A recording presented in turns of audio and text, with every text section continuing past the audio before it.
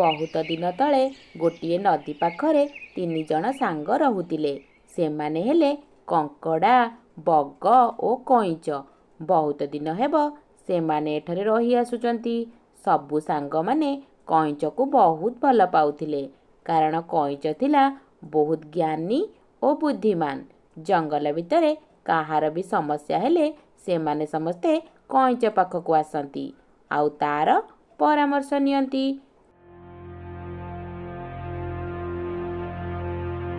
କଇଁଛ ଭାଇ, ମୋର ଗୋଟିଏ ସମସ୍ୟା ଅଛି, ସେଥିପାଇଁ ମୁଁ ତୁମ ପାଖକୁ ଆସିଛି। ତୁମେ ହିଁ ମୋ ସମସ୍ୟାର ସମାଧାନ କରିପାରିବ, କାହିଁକି ନା ତୁମର ତ ବହୁତ ଜ୍ଞାନ ଓ ବୁଦ୍ଧି ଅଛି। ସେଥିପାଇଁ ମୁଁ ଆସିଛି ତୁମ ପାଖକୁ। ଠିକ୍ ଅଛି ବାଘ ଭାଇ, କୁହ ତୁମେ କୋଉ ସମସ୍ୟାରେ ପଡ଼ିଯାଇଛ? ଦେଖିବା ମୁଁ ଯଦି କିଛି କରିପାରିବି। ତୁମେ ତ ଦେଖିପାରୁଛ ଏବେ କେତେ ଜୋର ଗରମ ହେଉଛି। ବାରମ୍ବାର ତଣ୍ଟି ଶୁଖି ଯାଉଛି। ପାଣି ପିଇବାକୁ ଭାରି ଇଚ୍ଛା ହେଉଛି, ହେଲେ ନଦୀର ପାଣି ପିଇବାକୁ ସାହସ ହେଉନି। ହେଲେ କ'ଣ ପାଇଁ ନଦୀର ପାଣି ପିଇବାକୁ ସାହସ କରିପାରୁନ? ସମସ୍ୟାଟା ପ୍ରକୃତରେ କ'ଣ? ଗୋଟିଏ ବଡ଼ ଦୁଃଖର କଥା କହୁଛି। ଏଇ ନଦୀରେ କେତେ ଗୁଡ଼ିଏ କୁମ୍ଭୀର ବସବାସ କରୁଛନ୍ତି। ଯେତେବେଳେ ମୁଁ ପାଣି ପିଇବାକୁ ଯାଉଛି, ସେ କୁମ୍ଭୀର ମୋତେ ବଡ଼ ପାଟି ମେଲେଇ ମୋ ପାଖରେ ଗୋଡ଼େଇ ଆସୁଛନ୍ତି। ମୁଁ ସେଥିପାଇଁ ସାହସ କରି ଯାଇପାରୁନାହିଁ। ଏସବୁ କଥା କଙ୍କଡ଼ା ବି ଶୁଣୁଥାଏ। କଇଁଛକୁ ସବୁ କଥା ପଚାରୁଥିବାରୁ ସିଏ ଟିକେ ଈର୍ଷା କରୁଥାଏ ଆଉ ତାପରେ କହିଲା, ଆରେ ବାଘ ମାମୁଁ, ଏଇ ସାମାନ୍ୟ କଥାକୁ ନେଇ ତୁମେ କଇଁଛ ପାଖକୁ ଆସିଛ? ମୋତେ ତ ପଚାରିଥିଲେ ମୁଁ କହିଦେଇଥାନ୍ତି। ମୋ ଠାରୁ କଇଁଛ ଟିକେ ଅଧିକ ବୁଦ୍ଧିମାନ। ମୁଁ ବି କିଛି କମ୍ ନୁହେଁ ମ। ଠିକ୍ ଅଛି, ତାହେଲେ ତୁମେ କୁହ, ମୁଁ ଏବେ କ'ଣ କରିବି? ମୁଁ କେମିତି ଆରାମରେ ନଦୀରୁ ପାଣି ପିଇପାରିବି? ଶୋଷରେ ମୋ ତଣ୍ଟିଟା ଶୁଖି ଯାଉଛି। ଏଇଟା ତ ଗୋଟିଏ ସହଜ କଥା। ତୁମେ ଯେତେବେଳେ ନଦୀ ପାଖକୁ ପାଣି ପିଇବାକୁ ଯିବ, ସେତେବେଳେ ତୁମେ ଆଗ ମୁଣ୍ଡକୁ ନ ବୁଡ଼େଇ ଆଗ ଗୋଡ଼କୁ ପାଣିରେ ବୁଡ଼େଇବ। ଆରେ ମୂର୍ଖ, ସେ କୁମ୍ଭୀର ମୋ ଗୋଡ଼କୁ ଟାଣି ନେଇଯିବ ରେ। ଏଇଟା ତୋର ବୁଦ୍ଧି? ମୂର୍ଖ କୋଉଠିକାର। ଆରେ ଛାଡ଼ ସେ କଥା। ମୁଁ ତୁମକୁ ଗୋଟିଏ ବୁଦ୍ଧି ଦେଉଛି ଶୁଣ। ତୁମେ ଯେତେବେଳେ ନଦୀକୁ ପାଣି ପିଇବାକୁ ଯିବ, ସାଙ୍ଗରେ ଗୋଟିଏ ବଡ଼ ବାଉଁଶ ନେଇଯିବ। ନଦୀଠାରୁ ଦୂରରେ ରହି ବାଉଁଶକୁ ନଦୀରେ ଆଗ ପକାଇ ତୁମେ ବାଉଁଶକୁ ମୁହଁରେ ଲଗାଇ ଟାଣି ଟାଣି ପାଣି ପିଇବ। ଆଉ ତୁମର କିଛି ହେବନି। ହଁ କଇଁଛ, ଏଇଟା ତୁମେ ବଢ଼ିଆ ବୁଦ୍ଧି ଦେଲ ମୋତେ। ତୁମ ବୁଦ୍ଧିକୁ ମାନିବାକୁ ପଡ଼ିବ ସତରେ।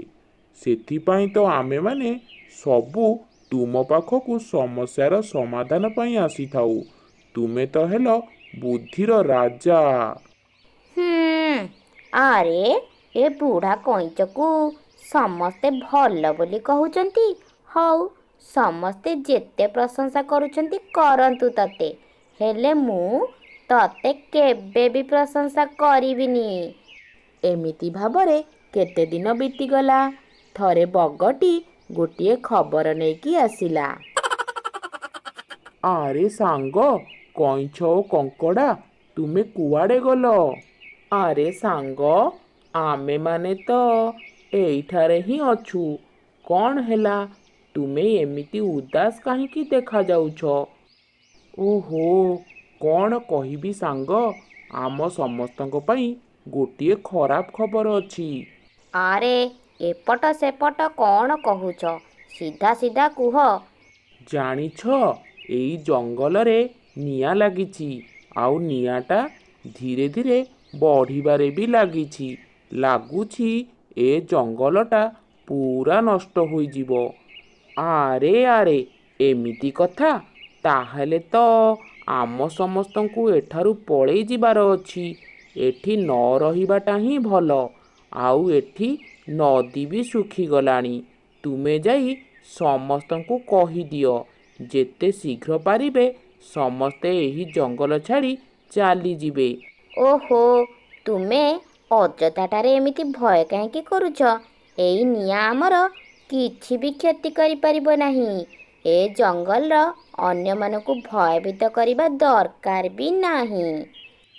ତୁମେ ଟିକେ ବୁଝିବାକୁ ଚେଷ୍ଟା କର, ବୁଝିଲ?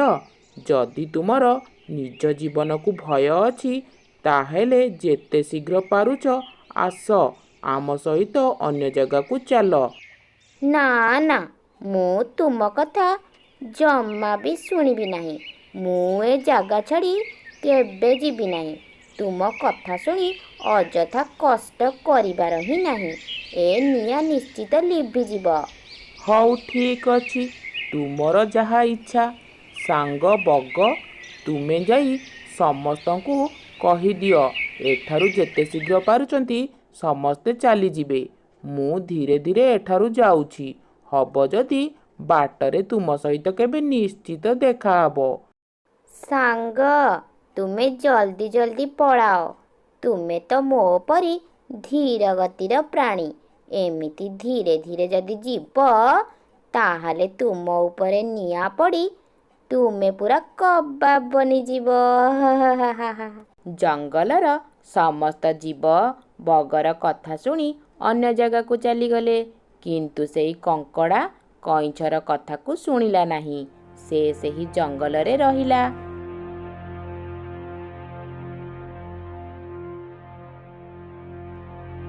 ଆରେ, କିଏ ଅଛରେ? ମତେ ବଞ୍ଚାଅ। ନିଆଁ ଗୁଡ଼ା ଖାଲି ମୋ ଆଡ଼କୁ ମାଡ଼ି ଆସୁଛି। ମୁଁ କାହିଁକି କଇଁଛର କଥାକୁ ଶୁଣିଲି ନାହିଁ? ଆରେ, କିଏ ଅଛରେ? ଆସ, ମତେ ଟିକେ ବଞ୍ଚାଅ। ଏପଟେ କଇଁଛର ବଗ ସହିତ ଦେଖା ହେଲା। ଆରେ ସାଙ୍ଗ ବଗ, କେତେ ଦିନ ପରେ ଦେଖା। ଆଉ କେମିତି ଅଛ? ଦେଖା ହୋଇନଥିଲା ବୋଲି ଭଲ ଲାଗୁନଥିଲା। ହଁ ସାଙ୍ଗ, ଠିକ୍ କହିଲ। ମୋତେ ବି ଭଲ ଲାଗିଲା ତୁମ ସହିତ ଦେଖା ହୋଇକି। ଆଚ୍ଛା, ଆମ ସାଙ୍ଗ କଙ୍କଡ଼ାର କ'ଣ ଖବର? ତୁମେ ତାଙ୍କ ଖବର କିଛି ଜାଣିଛ କି? ଆରେ, ମୁଁ ତ ତାଙ୍କୁ କେତେ କହିଲି ଆମ ସହିତ ଅନ୍ୟ କେଉଁଠିକି ଚାଲ, ହେଲେ ସେ ତ ମୋ କଥାକୁ ଟିକେ ବି ହେଲେ ଶୁଣିଲେ ନାହିଁ। ସେ ସେଇଠି ହିଁ ରହିଥିଲେ। ତାଙ୍କ କଥା ଭାବି ଭାରି ଦୁଃଖ ଲାଗୁଛି। ହଁ ସାଙ୍ଗ, ଆମେ ଏଇ ନୂଆ ଜାଗାକୁ ଆସି ଗୋଟେ ବିପଦରେ ପଡ଼ିଯାଇଛେ। ମନରେ କିଛି ବି ହେଲେ ଶାନ୍ତି ନାହିଁ। କ'ଣ ହୋଇଛି? ମୋତେ ସବୁ କଥା ଖୋଲିକି କୁହ। କ'ଣ କହିବି? ଏଇଠାରେ ଗୋଟିଏ ବିଷଧର ସାପ ମୋ ପାଖକୁ ଆସିଥିଲା। ଆଉ ମୋ ଅଣ୍ଡାକୁ ବି ଖାଇବ ବୋଲି ବାହାରିଥିଲା। ମୋତେ ଦେଖି ଚାଲିଗଲା। ଆମ ଜୀବନଟା ବହୁତ ଅତିଷ୍ଠ ହୋଇପଡ଼ିଛି। ସତରେ ତ ତୁମେ ବହୁତ ବିପଦରେ ଅଛ। ଠିକ୍ ଅଛି, ମୁଁ ସେ ସାପ ସହିତ କଥା ହେବି। ସିଏ ଏବେ କେଉଁଠି ଅଛି? ନା ନା ସାଙ୍ଗ, ତୁମେ ଭୁଲରେ ବି ତା ପାଖକୁ ଯାଅ ନାହିଁ। ସିଏ ତମ କଥା ଜମାରୁ ଶୁଣିବ ନାହିଁ। ବରଂ ସିଏ ତୁମ ଉପରେ ଆକ୍ରମଣ କରିବ। ଏମିତି ହେଲେ ତ ଆମେ ଜୀବନ ଧରି ଏଠି ରହିପାରିବା ନାହିଁ। ମୁଁ ଭାବୁଛି ମୁଁ ତା ସହିତ ପ୍ରତିଶୋଧ ନେବି। ସାପ ସାଙ୍ଗରେ ଲଢ଼େଇ କରିବି। ଯଦି ଜିତିଗଲେ ତାହେଲେ ବିପଦମୁକ୍ତ ହୋଇଯିବା। ଆଉ କ'ଣ ତା ଭୟରେ ଆମେ ତ ଆଉ ଏଠି ବସିକି ରହିପାରିବାନି? ଆରେ ସାଙ୍ଗ, ମୁଣ୍ଡ ଥଣ୍ଡା କର। ତୁମେ ସାପ ସହିତ ଲଢ଼େଇ କରି ଜିତି ପାରିବନି। ସାପ ଯଦି ତୁମ ଗଳାକୁ ଚିପିଦେଲା, ତାହେଲେ ତୁମେ ଶ୍ୱାସରୁଦ୍ଧ ହୋଇ ମରିଯିବ। ତାହେଲେ ମୁଁ କ'ଣ କରିବି କୁହ? ଆମେ ଏମିତି ଗୋଟିଏ କାମ କରିବା କି ସାପ ମରିବ କିନ୍ତୁ ବାଡ଼ି ଭାଙ୍ଗିବନି। ତୁମେ କାହା କଥା କହୁଛ? ଏ କାମ କେବଳ ମଣିଷ ହିଁ କରିପାରିବ। ହେଲେ ମଣିଷ କ'ଣ ଆମ କଥା ଶୁଣି ସାପକୁ ମାରିବାକୁ ଆସିବ? ଆରେ ସାଙ୍ଗ, ଏ କଥାକୁ ନେଇ ଆଉ ଏତେ ଭାବନା। ମୁଁ ଯେମିତି କହୁଛି ତୁମେ ସେହିପରି କର। ଠିକ୍ ଅଛି, ତେବେ କୁହ। ଓହୋ, ଏଇ ଦିହିପହର ହୋଇଗଲେ ଜୋରେ ଗରମ ଲାଗୁଛି। ଯାଉଛି ଏହି ଗଛ ତଳେ ଟିକେ ଶୋଇପଡ଼ିବି। ଶୋଇକି ଉଠିଲେ ଖାଦ୍ୟ ଖୋଜିବା ପାଇଁ ବାହାରି ପଡ଼ିବି।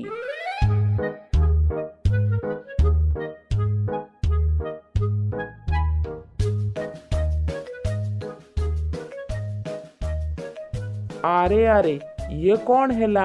ଏ ବଗ କ'ଣ ମୋ ବେକରୁ ଚେନ୍ଟି ନେଇ ଚାଲିଗଲା? ଇଏ କ'ଣ ହେଲା? ଆରେ ଦେ, କହୁଛି ଦେ, ନହେଲେ ଥରେ ଯଦି ତତେ ଧରିଦେବି ତୋ କଥା ବୁଝିଦେବି। ଆରେ ଦେଇ ଦେ। କୁଆଡ଼େ ସେ ବଗଟା ଗଲା? ଆରେ ହଁ, ସିଏ ପା ଏଇଠି ଯାଉଛି। ଆରେ ଦେ, ମୋ ଚେନ୍ ଦେ କହୁଛି। ମୋ ଚେନ୍ଟା ମୋତେ ଫେରେଇ ଦେ। ଆରେ ଆରେ, ଏଇଟା ତ ଗୋଟିଏ ବିଷଧର ସାପ ଅଛି। ଚେନ୍ଟା ଯଦି ଆଣିବି ତାହେଲେ ସେ ସାପ ତ ମୋତେ କାମୁଡ଼ି ଦେବ। ଆରେ ସାଙ୍ଗ, ସତରେ ତୁମ ବୁଦ୍ଧିକୁ ମାନିବାକୁ ପଡ଼ିବ। ତୁମେ ଧୀର ଗତିର ପ୍ରାଣୀ ହେଲେ କ'ଣ ହେଲା? ତୁମେ ହେଉଛ ବୁଦ୍ଧି ଓ ଜ୍ଞାନର ରାଜା। ହା ହା ହା ହା। ଗୋଟିଏ ବହୁତ ଉଚ୍ଚା ଗଛ ଉପରେ ବସି କାଳୁ କାଉ ଏପଟ ସେପଟକୁ ଦେଖୁଥିଲା। ସେ ତାର ମୁହଁକୁ ଲୁଚେଇକି ରଖୁଥିଲା।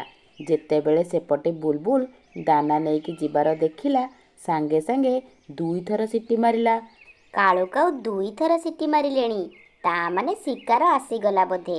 ଏହା କହି ଗୋରିକାଉ ଗଛ ବୁଦା ଭିତରୁ ବାହାରି ଚାଲିଲା। କାଳୁ କାଉ ଓ ଗୋରିକାଉ ବୁଲବୁଲକୁ ଅଟକାଇ ଦେଲେ। ଦେଇ ଦେ ସବୁ ଦାନା, ଆମକୁ ଦେଇ ଦେ। କିଏ ତୁମେମାନେ? ଏ ଦାନାକୁ ମୁଁ ବହୁତ କଷ୍ଟରେ ଖୋଜିକି ଆଣିଛି। ଚୁପଚାପ ଦାନା ଦେଇଦେ, ନହେଲେ ଜୀବନରୁ ମାରିଦେବୁ।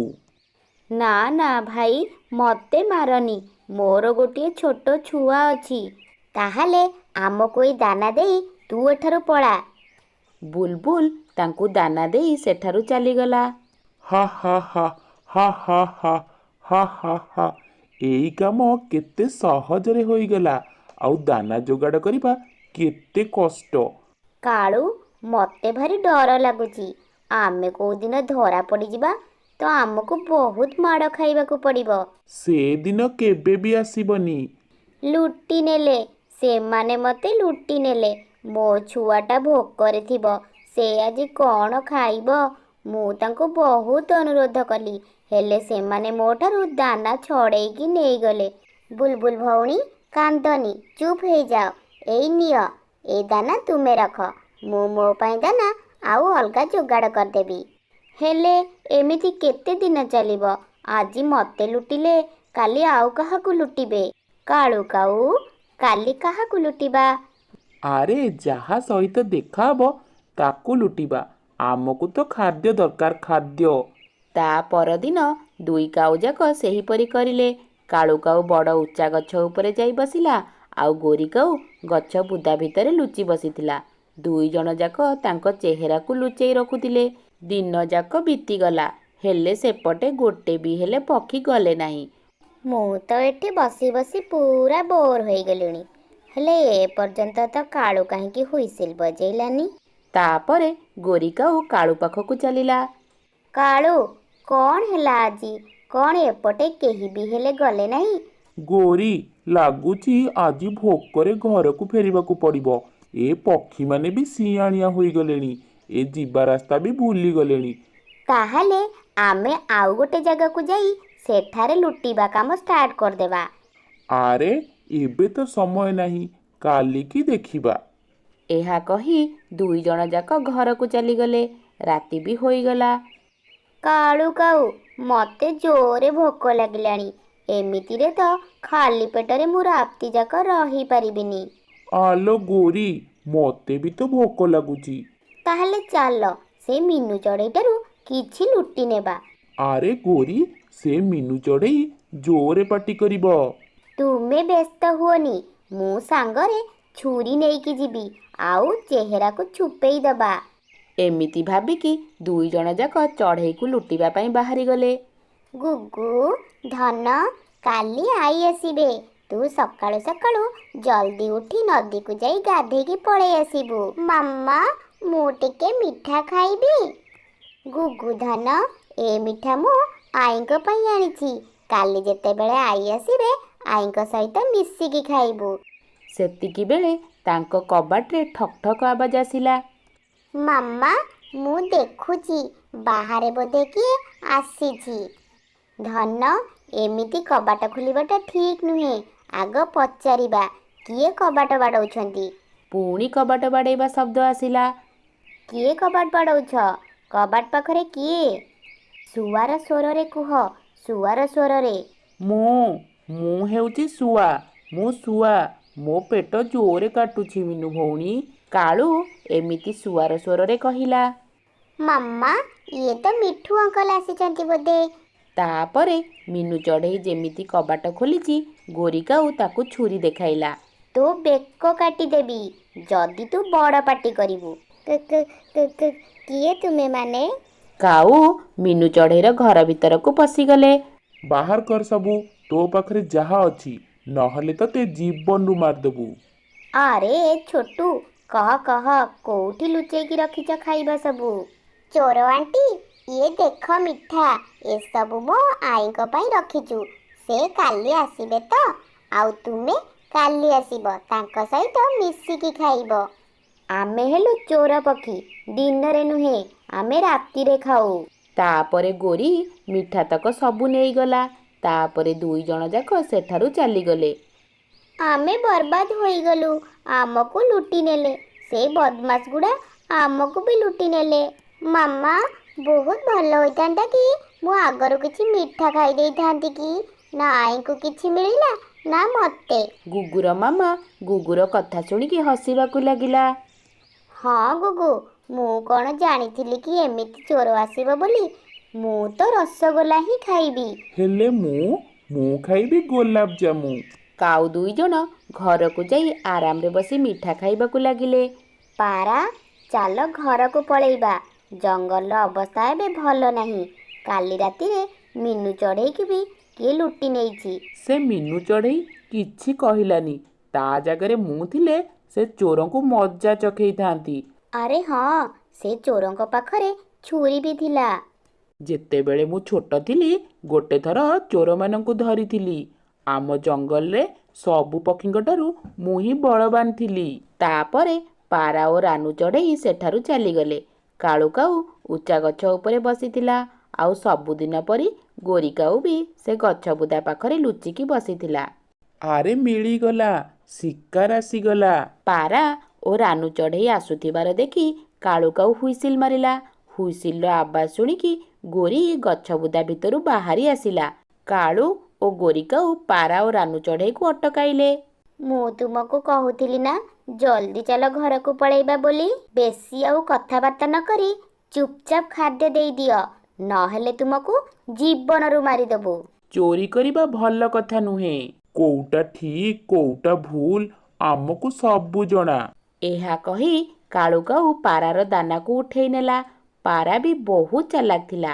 ସିଏ ସାଙ୍ଗେ ସାଙ୍ଗେ କାଳୁ କାଉର ଡେଣାକୁ ଖୁମ୍ପି ଦେଲା। ତା ଥଣ୍ଟରେ ବହୁତ ଜୋରେ କାମୁଡ଼ି ଧରିଲା। ଗୋରି ଗୋରି, ଏ ବଦମାସ ମତେ କାମୁଡ଼ି ଦେଲା। ରାନୁ ଚଢ଼େଇ ସାଙ୍ଗେ ସାଙ୍ଗେ ଗୋରିକୁ ଧରି ପକେଇଲା। ସିଏ ବି ତା ଥଣ୍ଟରେ ଗୋରିକୁ କାମୁଡ଼ି ଦେଲା। ମରିଗଲି ଲୋ ମା। କାଳୁ, ଆ ଥଣ୍ଟ ବି ଭାରି ଧାରୁଆ। ମୁଁ ମରିଗଲି। ଜୋରେ ପାଟି ଶୁଣି ଗୁମ୍ଫାରୁ ବାହାରି ଚିଲ ବି ଆସି ସେଠାରେ ପହଞ୍ଚିଲା। ଆଉ ସବୁ ପକ୍ଷୀମାନେ ବି ଆସି ସେଠାରେ ପହଞ୍ଚିଲେ। ସମସ୍ତେ ମିଶି ସେ 2 କାଉଙ୍କୁ ଗଛରେ ବାନ୍ଧିଦେଲେ। ମୁଁ ଚୋରଙ୍କୁ ଧରିଦେଲି। ତାଙ୍କ ମୁହଁରୁ ସେ କପଡ଼ାକୁ ହଟେଇଲ, ଦେଖିବା ସେମାନେ ସବୁ କିଏ। ରୁହ, ମୁଁ କାଢ଼ୁଛି। ତାପରେ ଶୁଆ କାଉମାନଙ୍କ ମୁହଁରୁ କପଡ଼ାକୁ କାଢ଼ିଦେଲା। ଆରେ ଦେଖ, ଇଏ ତ କାଳୁ କାଉ ଆଉ ଗୋରି କାଉ। ମୋ ମାର ମିଠାକୁ ତୁମେମାନେ ହିଁ ଚୋରି କରି ନେଇଥିଲ ନା? ମାର, ସମସ୍ତେ ମିଶିକି ତାଙ୍କୁ ମାର। ସମସ୍ତେ ମିଶିକି କାଉଙ୍କୁ ଜୋରେ ପିଟିଲେ। ମାରି ମାରି ତାଙ୍କୁ ଜଙ୍ଗଲରୁ ବାହାର କରିଦେଲେ। କାଳୁ, ମୋ ଡେଣାରେ ଜୋରେ ଦରଜ ଲାଗୁଛି। ଗୋରି, ମୁଁ ବି ତ ଉଡ଼ି ପାରୁନାହିଁ। ଏମିତି ଭାବେ ସେଇ 2 କାଉ ଯାକ ଚୋରି କରିବାର ଫଳ ପାଇଗଲେ।